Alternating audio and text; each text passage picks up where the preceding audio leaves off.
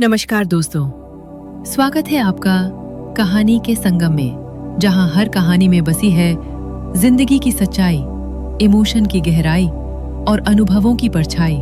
पंचम मणि की यक्षिणी भाग 2, एक आत्मिक प्रेम कहानी। मणि के घने जंगलों की अजीबोगरीब शांति अर्जुन और आकांक्षा के जीवन में एक स्थिर धुन बन चुकी थी।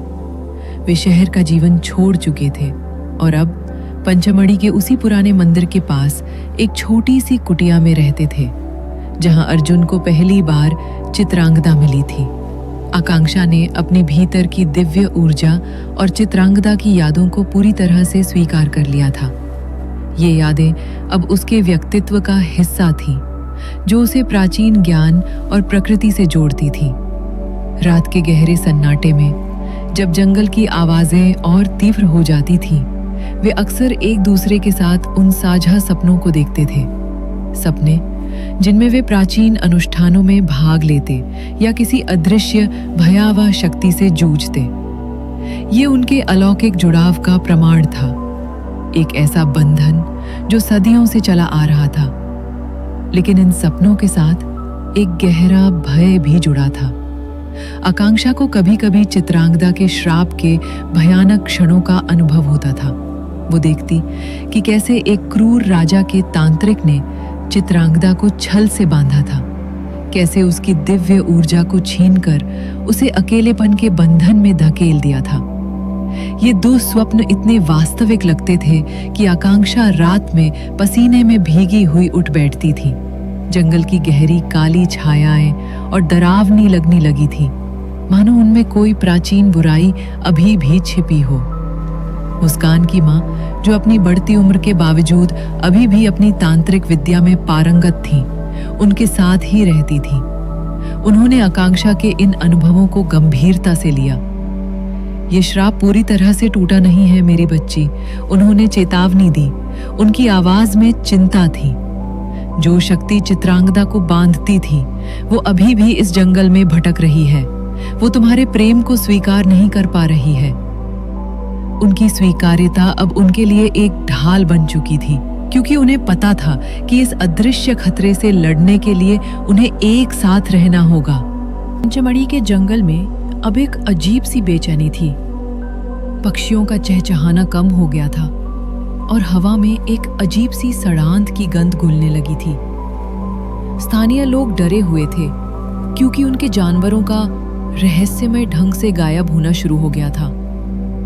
आकांक्षा के भीतर की चित्रांगदा की ऊर्जा उसे इन नई चुनौतियों के लिए तैयार कर रही थी। वो अक्सर अदृश्य शक्तियों की उपस्थिति को महसूस करती थी। कभी-कभी वे छायाएं रात के अंधेरे में उसकी कुटिया के पास भटकती थी। ये शक्तियां केवल उसे ही नहीं, बल्कि अर्जुन और मुस्कान की मां को भी परेशान करने लगी थी। उन्हें पता था कि वही बुरी आत्मा, वो प्राचीन तांत्रिक जिसने चित्रांगदा को श्राप दिया था, अब वापस आ गई थी। उस काली आत्मा का उद्देश्य स्पष्ट था, आकांक्षा के भीतर चित्रांगदा की ऊर्जा को पूरी तरह से नष्ट करना और इस अधूरे प्रेम के पुनर्जन्म को रोकना। उसने जंगल के भीतर अपना प्रभाव बढ़ाना शुरू कर दिया था। जानवरों को पागल कर रही थी और पेड़ों को सुखा रही थी। एक रात जब अर्जुन और आकांक्षा मंदिर के पास ध्यान कर रहे थे, एक भयानक ऊर्जा ने उन्हें घेर लिया। हवा में ठंडी तीखी हंसी गूंज उठी। ये उस तांत्रिक की आत्मा थी जिसने अपनी शक्ति का दुरुपयोग कर प्रकृति के संतुलन को बिगाड़ दिया था। उसने आकांक्षा पर सीधे हमला किया, उसकी ऊर्जा को सोखने की कोशिश की। आकांक्षा ने उस शक्ति को रोकने के लिए अपनी सारी आध्यात्मिक ऊर्जा लगाई। ये एक भीषण आत्म परीक्षण था, जहां उसे न केवल अपने भय पर विजय पानी थी, बल्कि अपनी भीतर की चित्रांगदा की दिव्य शक्ति को भी जगाना था। अर्जुन ने अपनी जान की परवाह न करते हुए आकांक्षा को कसकर पकड़ लिया, अपनी ऊर्जा उसे देते हुए। मुस्कान की मां ने अपने तांत्रिक मंत्रों का जाप करना शुरू किया, एक सुरक्षा चक्र बनाते हुए। जंगल अब रणभूमि में बदल गया था, जहां अदृश्य शक्तियां आपस में टकरा रही थीं। वो रात सबसे भयानक थी। जंगल में तूफान आ गया था, पेड़ हिल रहे थे और बिजली चमक रही थी। तांत्रिक की आत्मा ने अपनी पूरी शक्ति लगा दी थी। उसका लक्ष्य आकांक्षा को पूरी तरह से अपने वश में करना था। आकांक्षा दर्द से करा रही थी, लेकिन उसने हार नहीं मानी। उसके भीतर चित्रांगदा की आत्मा जागृत हो रही थी, जो सदियों के अन्याय और बंधन से मुक्ति चाहती थी। मुस्कान की माँ ने अपने अंतिम मंत्रों का जाप करना शुरू किया। उन्होंने अपनी सारी बची हुई ऊर्जा को उस सुरक्षा चक्र में लगा दिया। उनकी आवाज कमजोर पड़ रही थी, लेकिन उनकी आंखों में दृढ़ता थी। तुम्हें लड़ना होगा मेरी बच्ची, मुस्कान की माँ ने चीखते हुए कहा। तुम्हें चित्रांगदा को उसकी परम मुक्ति दिलानी होगी। आकांक्षा ने अपनी आंखें खोली। उनकी आंखों में आग थी और उनका शरीर एक दिव्य प्रकाश से चमक रहा था। उसने एक गहरी सांस ली और अपनी सारी शक्ति केंद्रित कर दी। उसने उस तांत्रिक की आत्मा पर एक शक्तिशाली ऊर्जा पुंज फेंका। ये कोई साधारण हमला नहीं था। ये उस सभी दर्द, उस सभी अकेलेपन और उस सभी अधूरे प्रेम की शक्ति थी जो चित्रांगदा ने सहन किया था। तांत्रिक की आत्मा एक चीख के साथ पीछे हटी।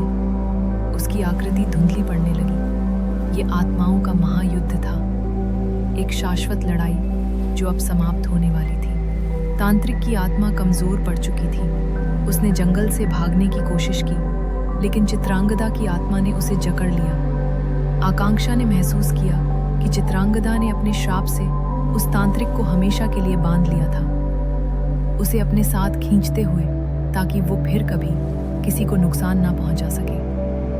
ये बलिदान था, चित्रांगदा का अंतिम कार्य, जिसने उसे और आकांक्षा दोनों को पूर्ण मोक्ष दिलाया।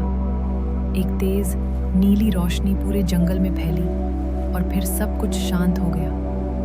तांत्रिक की आत्मा और चित्रांगदा की पुरानी पहचान दोनों हमेशा के लिए ब्रह्मांड में विलीन हो गई। सुबह हुई।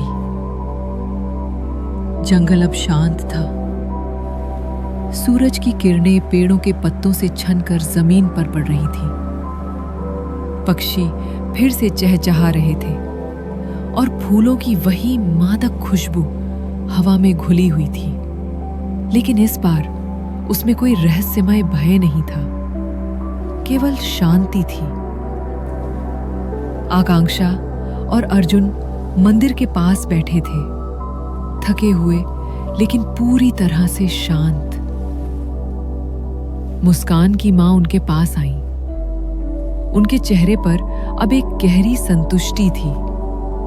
अब सब कुछ ठीक है, उन्होंने मुस्कुराते हुए कहा। चित्रांगदा ने अपनी मुक्ति पाली है और तुम अब पूरी तरह से स्वतंत्र हो मेरी बच्ची। उसका अधूरा प्रेम अब तुम्हारे भीतर पूरा हो चुका है, एक नए और सशक्त रूप में। आकांक्षा ने अर्जुन की ओर देखा। उसकी आंखों में अब कोई दर्द या पुराना भय नहीं था, केवल असीम प्रेम और आत्मिक शांति थी। अर्जुन ने उसे कसकर गले लगा लिया। उन्होंने पंचमढ़ी के इन जंगलों में अपनी लड़ाई लड़ी थी और यहीं उन्होंने अपना शाश्वत प्रेम पाया था। आकांक्षा अब चित्रांगदा नहीं थी, वो पूरी तरह से आकांक्षा थी। अर्जुन का सच्चा प्रेम जो कई जन्मों की यात्रा के बाद उसके पास वापस आया था। उन्होंने कुटिया में ही रहना जारी रखा, अपनी जिंदगी को नवजीवन के साथ जिया। आकांक्षा ने अपनी आध्यात्मिक शक्तियों का उपयोग केवल दूसरों की मदद करने के लिए किया। वो जंगल की संरक्षक बन गई, लेकिन अब भय से नहीं बल्कि प्रेम से। पंचमढ़ी के जंगल जो कभी रहस्यों और डरावनी कहानियों से भरे थे, अब अर्जुन और आकांक्षा